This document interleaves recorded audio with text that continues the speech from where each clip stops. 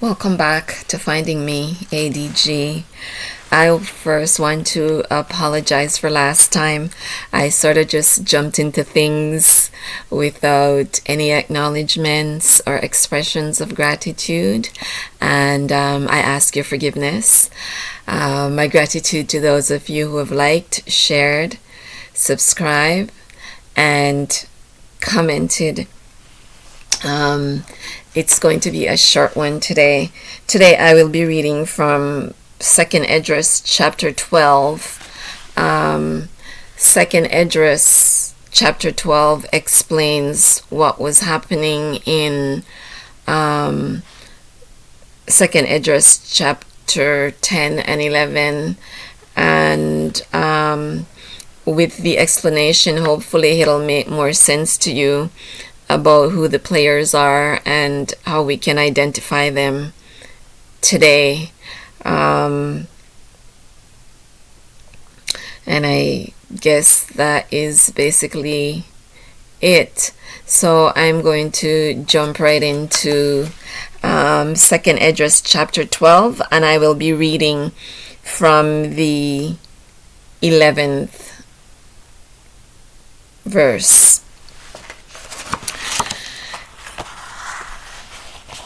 And this is Uriel explaining things to Esdras.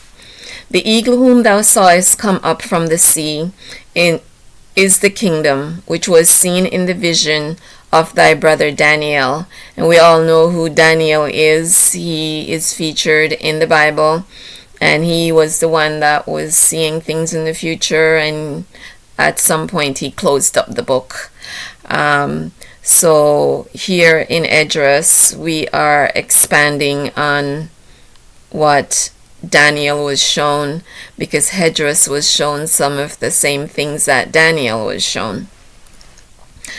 But it was not expounded unto him, therefore now I declare it unto thee. So yeah, Uriel is saying here to Esdras that it wasn't explained to Daniel, but it is now being explained to Esdras.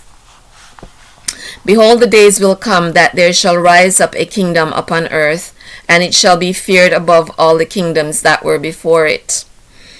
In the same shall 12 kings reign, one after another, whereof the second shall begin to reign, and shall have more time than any of the 12. And this do the 12 wings signify, which thou sawest. As for the voice which thou heardest speak, and that thou sawest not go from the heads, but from the midst of the body thereof, this is the interpretation. That after the time of the kingdom there shall arise great strivings, and it shall stand in peril of failing. Nevertheless, it shall not then fall, but shall be restored again to its beginning.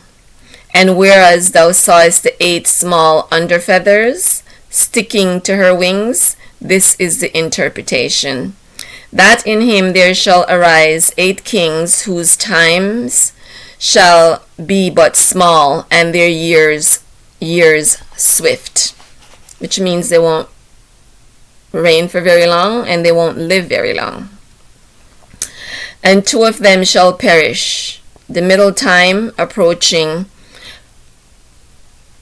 4 shall be kept until their end begin to approach.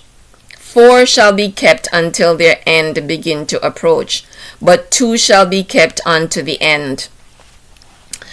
And whereas thou sawest 3 heads resting, this is the interpretation.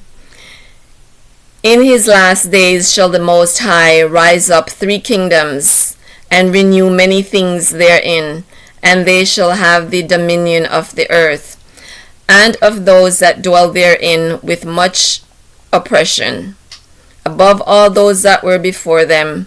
Therefore are they called the heads of the eagle. For these are they that shall accomplish his wickedness, and that shall finish his last end.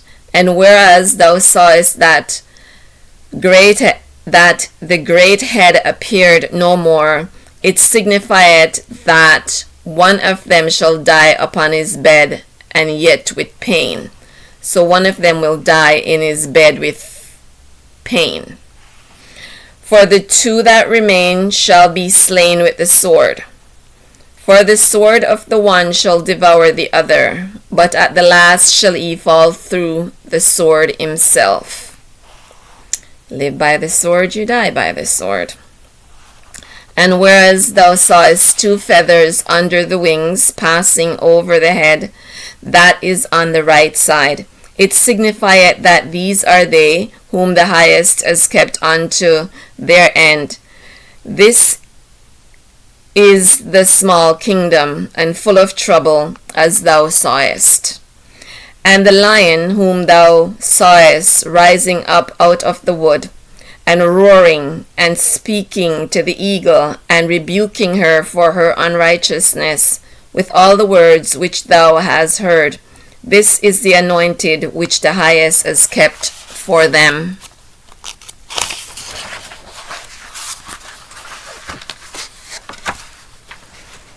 And for their wickedness unto the end.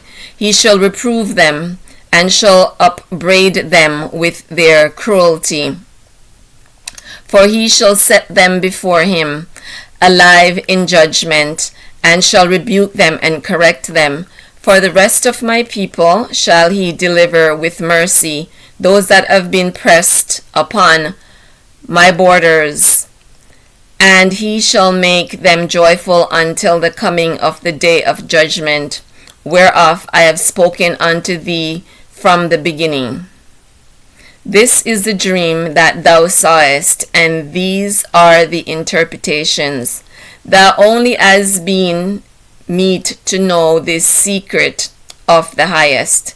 Therefore write all these things that thou hast seen in a book, and hide them, and teach them to the wise of the people whose hearts thou knowest may comprehend and keep these secrets. But wait thou here thyself yet 7 days more. So he's telling him to stay in the garden for 7 more days, that it may be showed thee whatsoever it pleaseth the highest to declare unto thee.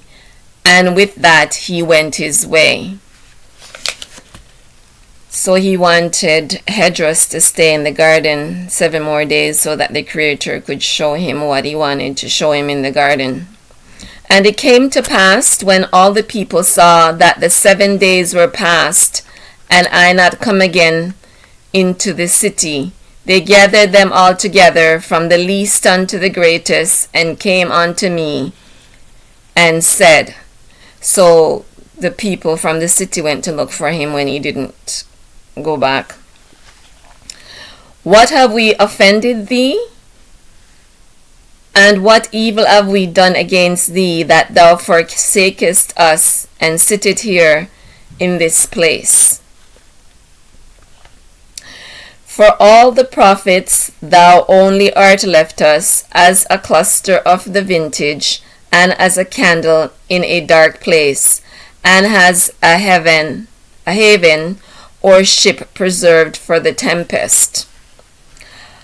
Are not the evils which are come to us sufficient?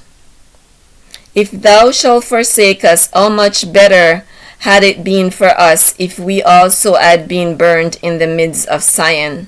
For we are not better than they that died there. And they wept with a loud voice. Then answered I them. So he answered them, and said, Be of good comfort, O Israel, and be not heavy with thou house of Jacob. For the highest has you in remembrance, and the mighty has not forgotten you in temptation.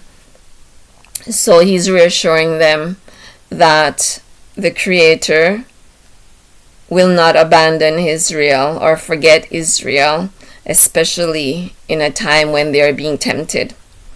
As for me, I have not forsaken you, neither am I departed from you, but am come into this place to pray for the desolation of Zion, and that I might seek mercy for the low estate of your sanctuary. So he wanted to pray on their behalf and give them a boost because they were not in a very good place, and figuratively. And now go your way home, every man, and after these days will I come unto you. So the people went their way into the city like as I commanded them, but I remained still in the field 7 days, as the angel commanded me, and did eat only in those days of the flowers of the field, and had my meat of the herbs.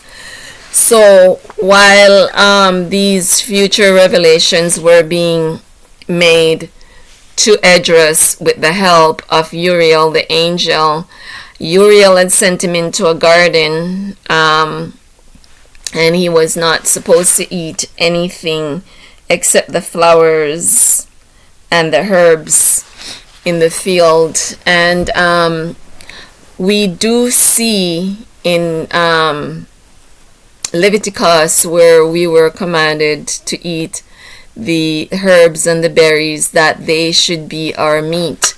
A lot of people think that meat means flesh. Meat doesn't mean flesh. Meat is a word that was used back then for food, for edibles.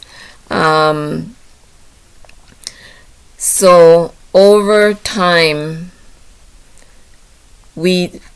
language is fluid. So over time, the meaning of things change, and over time, it came to be believed that meat means flesh. No, it doesn't. It means edibles. It means food. So anyway, that's where we are. I think I have 3 more chapters to do in Esdras, and then we will be moving on to the next book, because as I've promised that I'm going to go through the Apocrypha, page by page, and share the food or the fruits in it with you. This book, I believe, can be purchased from Amazon. And so yes, I'm going to leave it there for today. Please do not forget to like, share, subscribe, and comment. And once again, my gratitude to those of you who have liked, shared, subscribed, and comment. I give you my peace. I give you my ahab. Until next time, shalom.